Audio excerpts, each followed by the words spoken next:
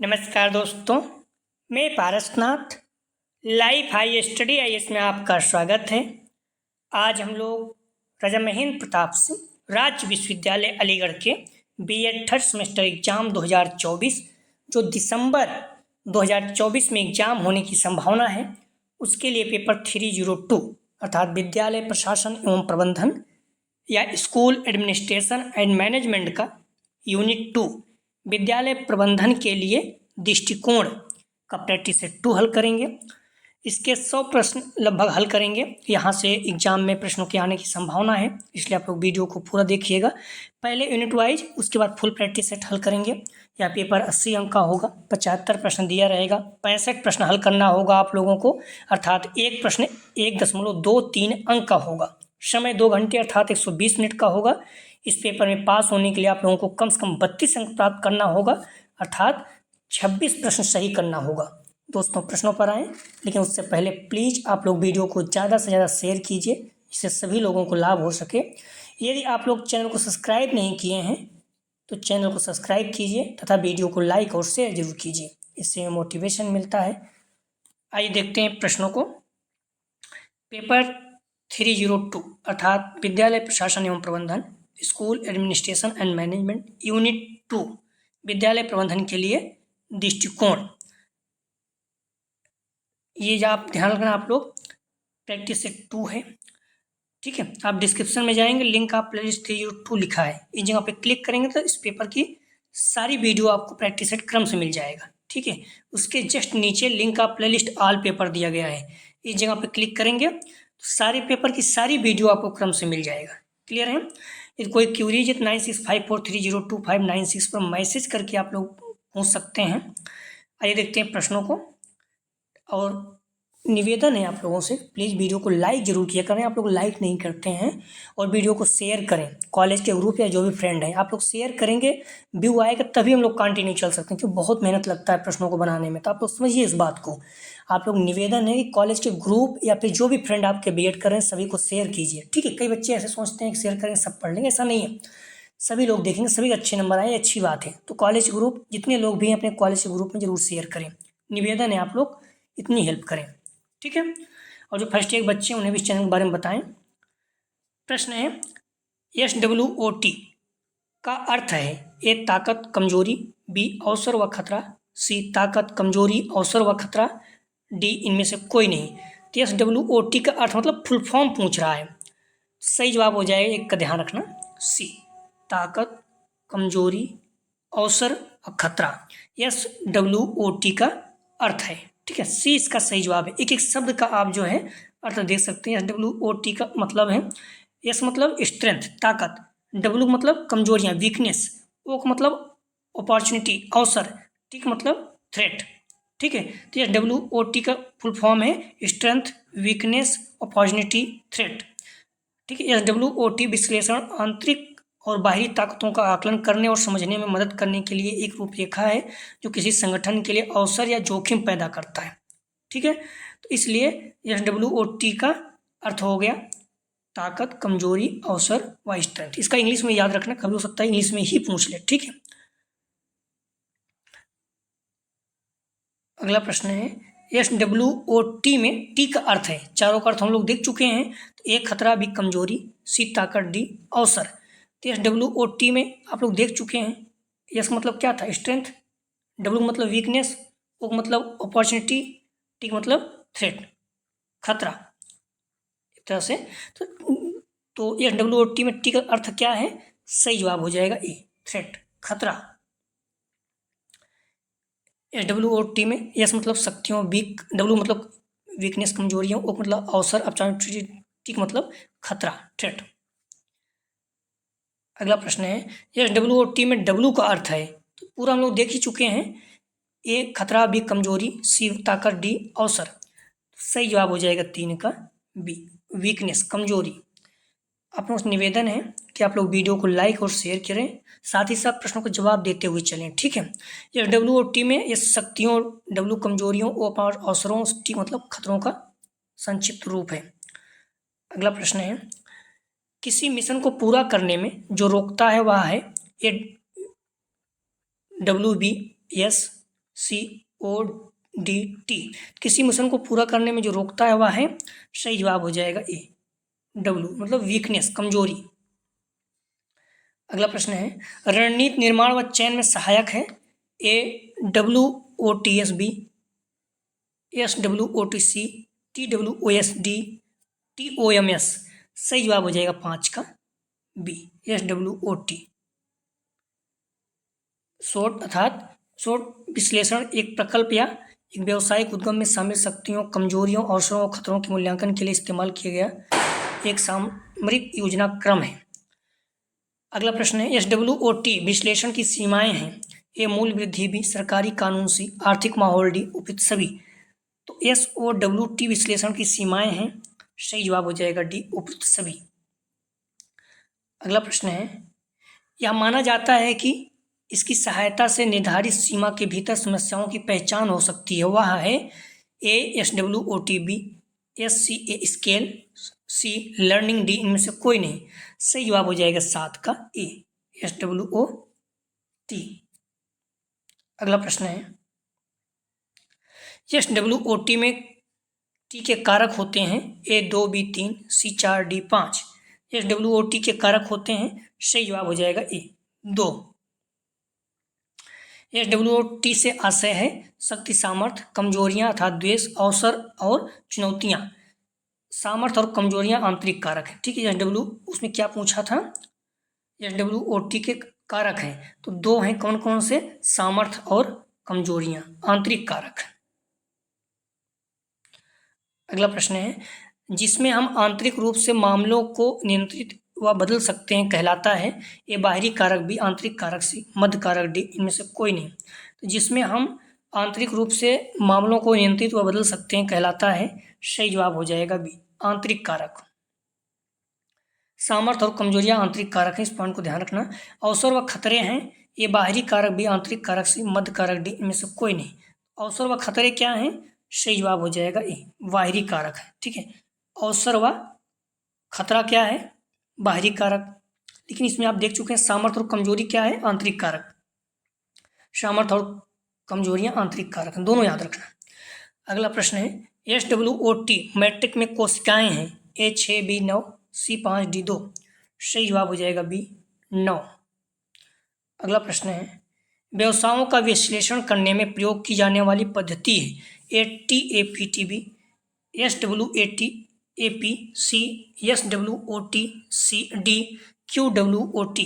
व्यवसायों का विश्लेषण करने में प्रयोग की जाने वाली पद्धति है, सही जवाब हो जाएगा 12 का सी SWOT। अगला प्रश्न है, SWOT में सकारात्मक तत्व है।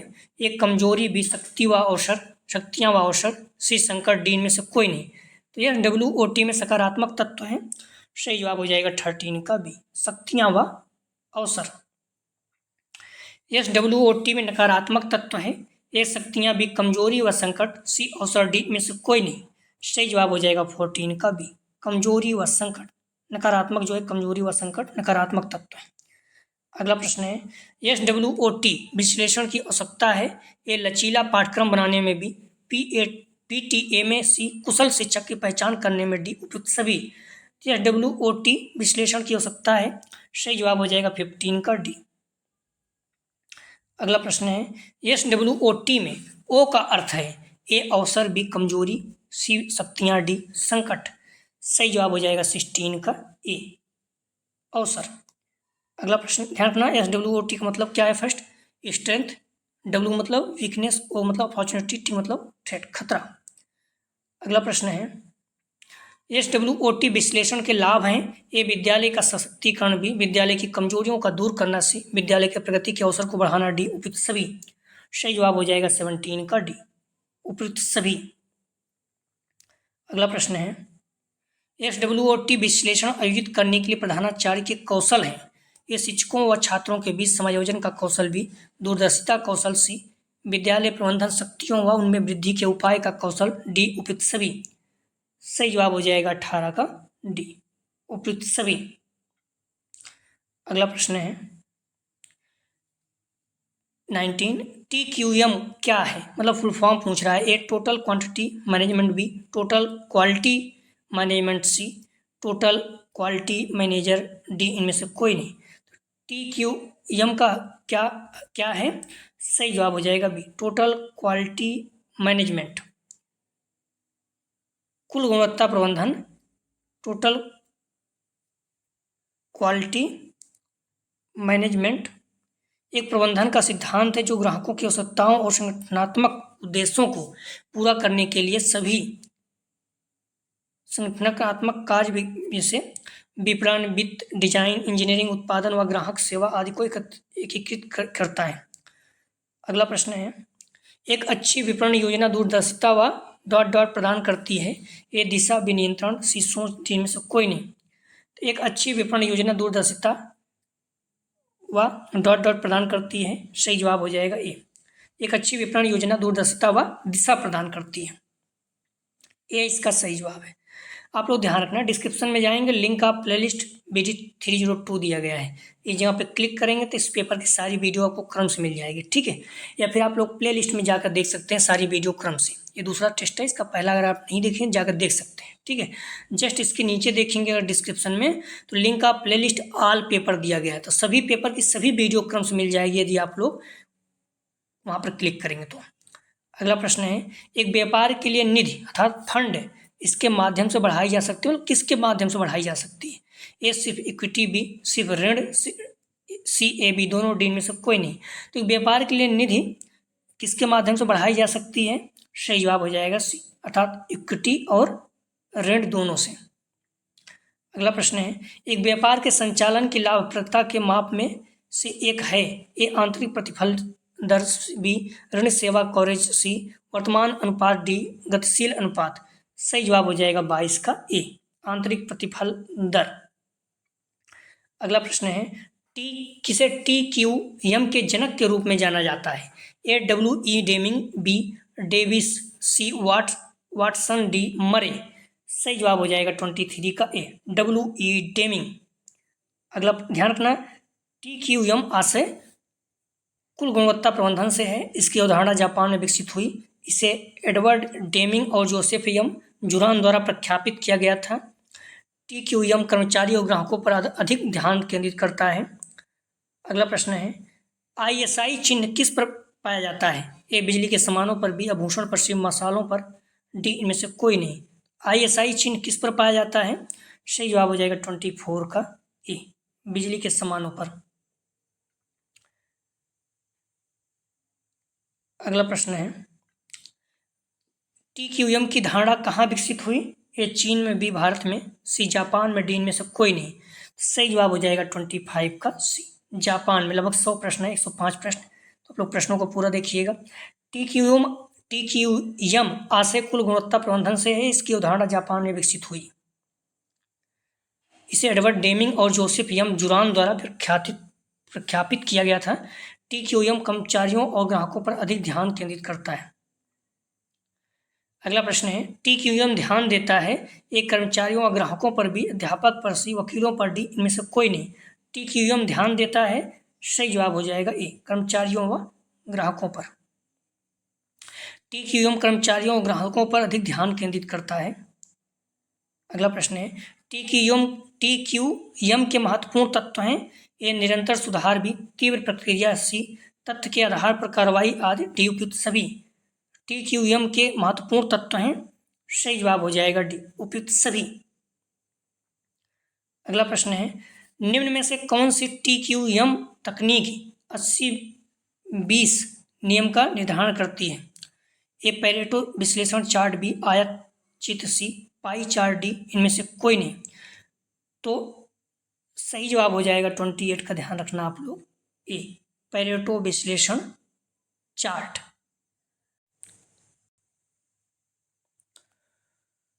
अगला प्रश्न है,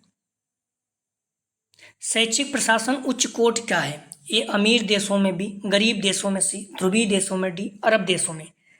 शैक्षिक प्रशासन उच्च कोटि का है। सही जवाब हो जाएगा 29 का ए, अमीर देशों में। तो अमीर देशों में जो है शैक्षिक प्रशासन उच्च कोटि का है। लोकतांत्रिक शैक्षिक प्रशासन होता है। ए गतिशील, बी लचीला, सी ए बी दोनों, डी में से कोई नहीं। तो लोकतांत्रिक शैक्षिक प्रशासन होता है? सही जवाब हो जाएगा सी, गतिशील और लचीला दोनों। अगला प्रश्न है, उत्तर प्रदेश सरकार ने 10+2+3 शिक्षा को कब लॉन्च किया, किस सन में? ए सन 1982 में, बी सन 1983 में, सी सन 1984 में, डी में से कोई नहीं। सही जवाब हो जाएगा 31 का सी, 1984 में। देशव्यापी कक्षा कक्ष का संबंध है? ए रेडियो, बी दूरदर्शन, सी खुला विद्यालय, डी में से कोई नहीं। सही जवाब हो जाएगा 32 का बी, दूरदर्शन। अगला प्रश्न है, राष्ट्रीय शिक्षक शिक्षा परिषद विधेयक संसद द्वारा किस वर्ष में पारित हुआ?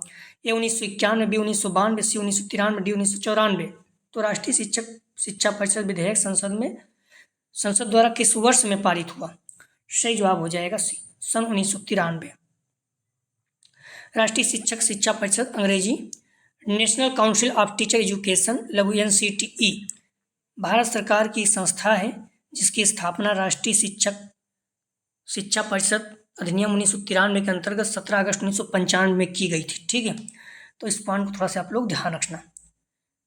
विधेयक द्वारा किस वर्ष पारित हुआ? 1993, और लागू कब हुआ? तो 1995 में। दोनों याद रखना। अगला प्रश्न है, राज्य की शिक्षा विभाग का प्रशासनिक अध्यक्ष होता है? ए शिक्षा मंत्री, बी शिक्षा सचिव, सी शिक्षा निर्देशक, डी इनमें से कोई नहीं। सही जवाब हो जाएगा 34 का बी, शिक्षा सचिव। शिक्षा विभाग का प्रशासकीय अध्यक्ष शिक्षा सचिव होता है। शिक्षा सचिव एक वरिष्ठ IAS अधिकारी होता है जो राज्य सरकार के शिक्षा विभाग का नेतृत्व करता है। वह विभाग के सभी कार्यों का समन्वय करता है और मंत्रिमंडल के निर्देशों का पालन करता है। शिक्षा मंत्री विभाग का राजनीतिक अध्यक्ष होता है। वह विभाग के बजट के लिए आवंटित करता है और विभाग के कार्य की समीक्षा करता है। शिक्षा सचिवालय शिक्षा के सचिव की अध्यक्षता वाले राज्य विभाग शिक्षा विभाग में सर्वोत्तम प्रशासनिक संरचना होता है। अगला प्रश्न है, TQM का लाभ है? ए इसमें उत्पाद की कमियों को कम किया सकता है, बी ग्राहकों की संतुष्टि होती है, सी ए बी दोनों, डी में से कोई नहीं। सही जवाब हो जाएगा सी ए बी दोनों। तो TQM का लाभ क्या है? इसमें उत्पादक की कमियों को कम किया सकता है, ग्राहकों की संतुष्टि होती है। अगला प्रश्न है, कुल गुणवत्ता प्रबंधन TQM के सिद्धांत में PDCA का अर्थ है? A play dick cry act, B plan do carry act, C plan do check act, D इनमें से कोई नहीं। तो TQM के सिद्धांत में PDCA का अर्थ है, सही जवाब हो जाएगा 36 का सी, प्लान डू चेक एक्ट। कुल गुणवत्ता प्रबंधन के सिद्धांत में PDCA का अर्थ है plan do check act. PDCA एक परियोजना प्रबंधन ढांचा है जिसका इस्तेमाल व्यवसाय में निरंतर सुधार के लिए किया जाता है। इसे डेमिंग सर्कल, सेवा चक्र, नियंत्रण चक्र या PDA योजना बनाए करें, अध्ययन करें, कार्य करें का नाम से जाना जाता है। PDSA योजना बनाए करें, अध्ययन करें, कार्य करें नाम से जाना जाता है। अगला प्रश्न है, कुल गुणवत्ता प्रबंधन के माध्यम से दीर्घकालिक सफलता के लिए एक प्रबंधन दृष्टिकोण का वर्णन करता है? एक ग्राहक संतुष्टि, भी ग्राहक दृष्टिकोण, से ग्राहक की मांग, डी में से कोई नहीं। सही जवाब हो जाएगा 37 का ए, ग्राहक संतुष्टि। अगला प्रश्न है, इनमें गुणवत्ता प्रबंधन के सिद्धांत नहीं है? एक ग्राहक ध्यान केंद्रित, भी निरंतर सुधार, सी प्रक्रिया दृष्टिकोण, डी शिक्षण। सही जवाब हो जाएगा 38 का डी, शिक्षण। अगला प्रश्न है, एक विभाग के भीतर एक इकाई जिसे एक विशिष्ट कार्य सौंपा जाता है उसे कहते हैं? ए डेस्क, बी डॉक, सी विभाग, डी शाखा। सही जवाब हो जाएगा 39 का ए, डेस्क। अगला प्रश्न है, गुणवत्ता की लागत का अर्थ है? ए गुणवत्ता से संबंधित प्रयास व कमियां, बी कार्यभार को निर्धारित करना, सी दिया गया धन, डी इनमें से कोई नहीं। सही जवाब हो जाएगा 40 का ए, गुणवत्ता से संबंधित प्रयास व कमियां। अगला प्रश्न है, निम्नलिखित में से क्या शिक्षक शिक्षा कार्यक्रम की गुणवत्ता बढ़ाने से सीधे संबंधित है? ए अंतर्निहित प्रतिक्रिया के साथ इंटर्नशिप सत्र पर जोर, बी गृह कार्य, सी वार्तालाप, डी इनमें से कोई नहीं। सही जवाब हो जाएगा ए, अंतर्निहित प्रतिक्रिया के साथ इंटर्नशिप सत्र पर जोर। आप लोग ध्यान रखने, प्रश्नों का जवाब देते चलें, इससे क्या होगा, प्रश्न आपको याद होंगे, चाहे गलत हो जाए कोई दिक्कत नहीं। अगर आप प्रश्नों का जवाब नहीं देंगे तो फिर क्या होगा कि आपका माइंड डाइवर्ट हो सकता है, ठीक, उतना समझ में नहीं आएगा, इसलिए चाहे कैसे भी गलत हो कोई दिक्कत नहीं, लेकिन प्रश्न का जवाब जरूर दें। आप देखेंगे प्रश्न आपको याद होगा। प्रश्न है, निम्न में गुणवत्तापूर्ण शिक्षा के निर्धारक तत्व हैं। ये पाठ्यक्रम, बी पर्यावरण, सी शिक्षक, डी उपयुक्त सभी। तो निम्न में गुणवत्तापूर्ण शिक्षा के निर्धारक तत्व हैं, सही जवाब हो जाएगा 42 का डी, उपयुक्त सभी। आप लोग ध्यान रखें, अगर आप कुछ नहीं करते हैं, सिर्फ सारे प्रैक्टिस अच्छे तैयार कर लेते हैं तो आपके 85-90% बन जाएंगे। ठीक है, कुछ भी नहीं करना है। बच्चों को 94-95-93-94% तक बन गए हैं। ठीक है, तो अगर आप लोग कंटिन्यू जुड़े हैं तो निश्चित रूप से आपको बहुत ज़्यादा लाभ होगा। तो इसलिए प्लीज़ वीडियो को लाइक और शेयर कीजिए। जो बच्चे फर्स्ट ईयर के उन्हें भी इस चैनल के बारे में बताइए। जो प्रैक्टिस सेट पढ़ा वो 2023 का, वो सारा महत्वपूर्ण है। प्रैक्टिस सेट हम लोग फिर से स्टार्ट करेंगे, तो प्लीज़ वीडियो को लाइक और शेयर कीजिए। TQM के स्टेप्स नहीं हैं। A plan, B do, C check, D feedback. सही जवाब हो जाएगा 43 का डी, फीडबैक नहीं है, प्लान डू चेक है, हम लोग पीछे देख चुके हैं।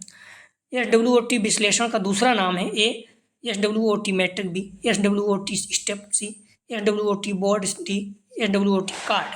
सही जवाब हो जाएगा 44 का ए, SWOT मैट्रिक। अगला प्रश्न है, ऐसी प्रक्रिया जिसमें मैनेजमेंट या कंपनी के सभी कर्मचारियों के द्वारा ग्राहक को बेहतर सर्विस देने का प्रयास किया जाए वह है। ए TQM बी, PQM सी, DQM डी, इनमें से कोई नहीं।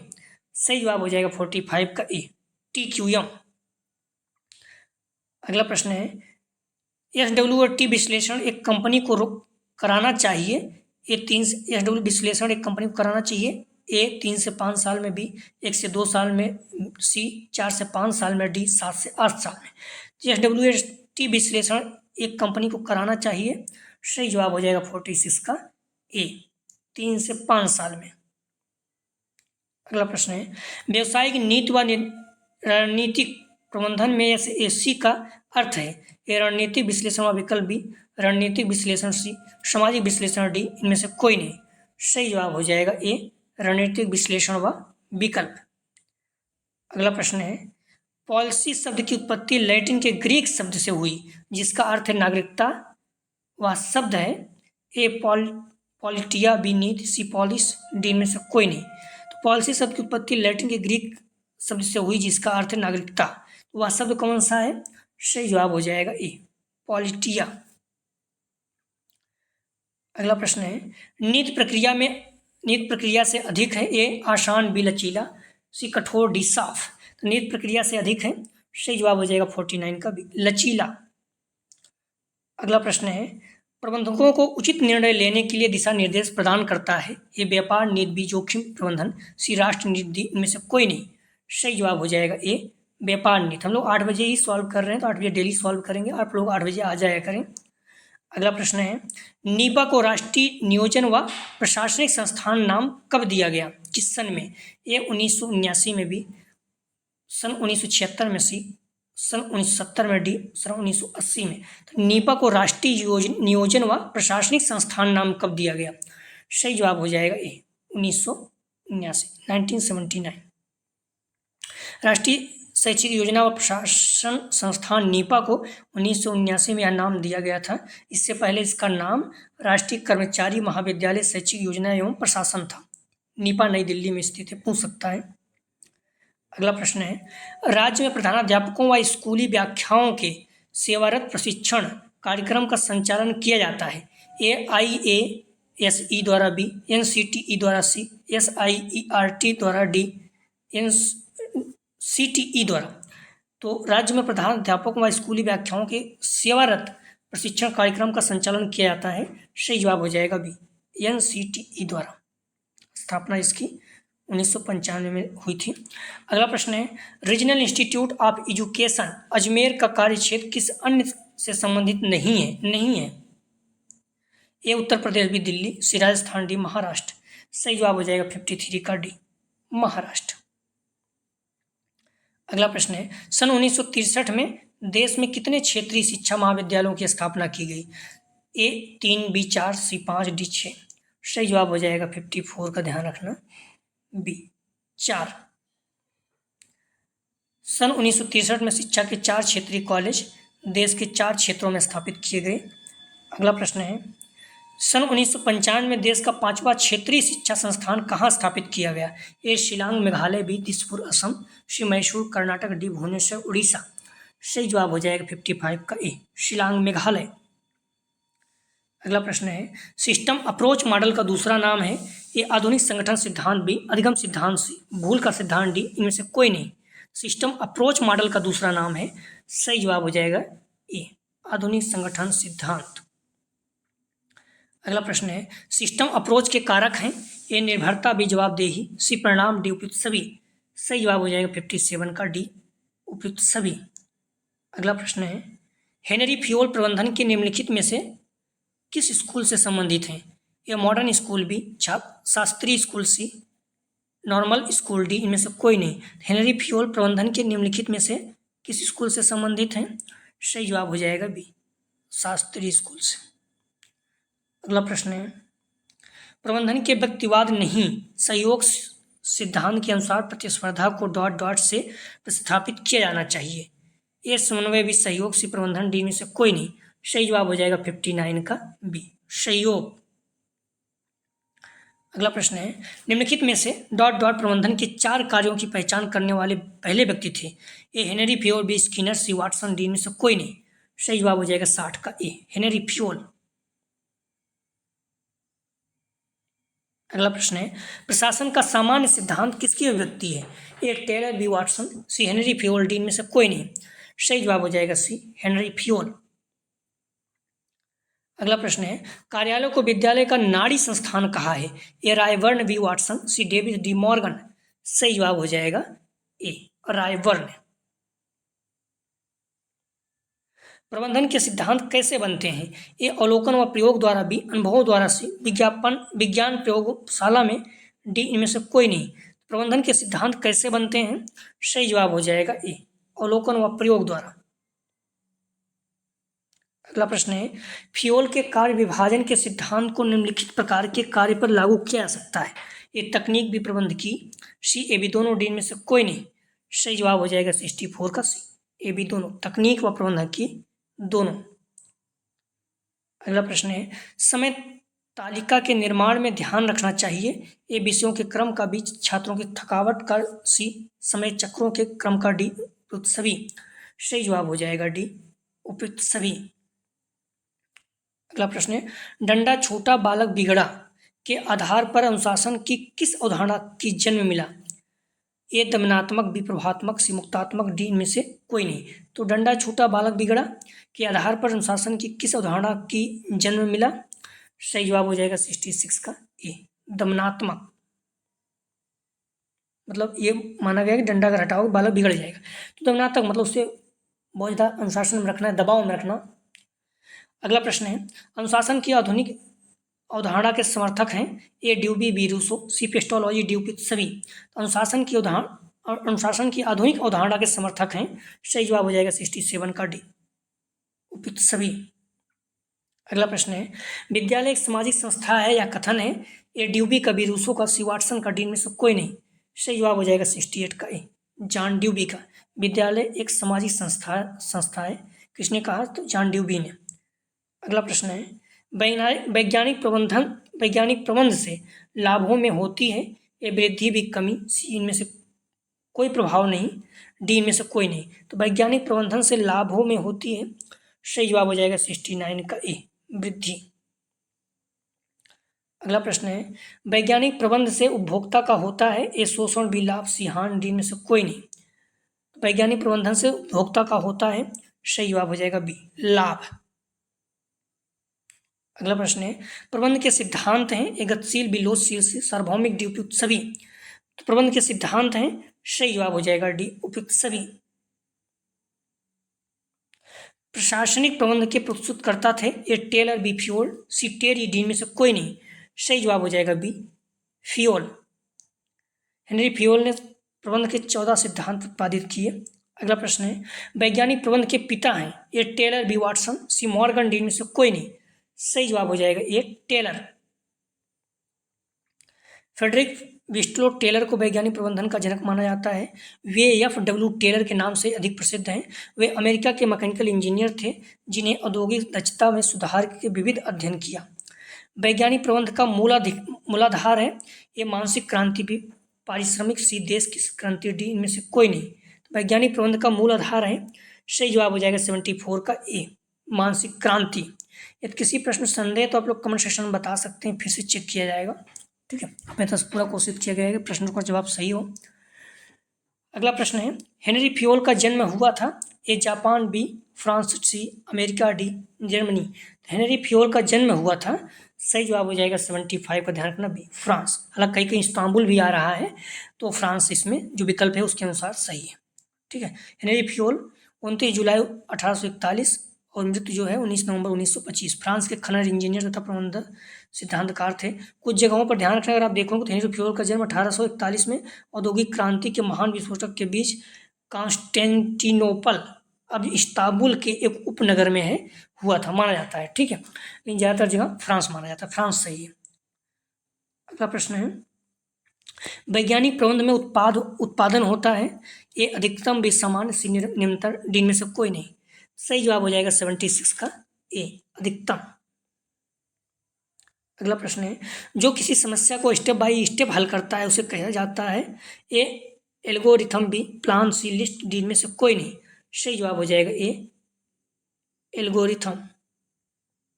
अगला प्रश्न है, DDL का पूरा नाम है A data definition language, B data description language, C data to data line, D इनमें से कोई नहीं। तो DDL का पूरा नाम है, सही जवाब हो जाएगा ए डाटा डिफिनीशन लैंग्वेज। DDL का पूर्ण रूप या पूरा नाम क्या है? Data definition language. सबसे अधिक इस्तेमाल किया जा रहा है, जिसका उपयोग गवर्नमेंटल मिलिट्री खंड में किया जाता है।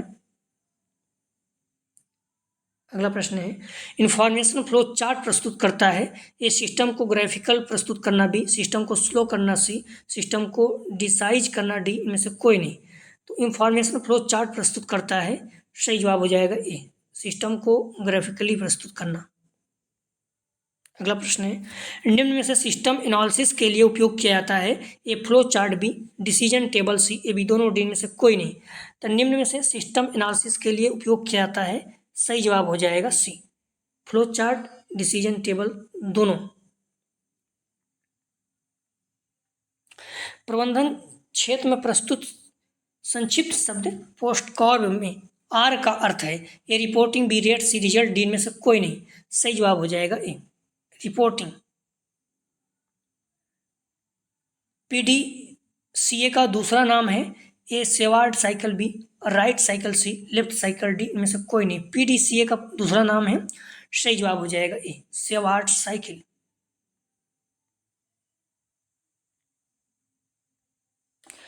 TQM में यम का अर्थ है ए प्रबंधन, बी सम्मान, सी प्रणाली, डी में से कोई नहीं।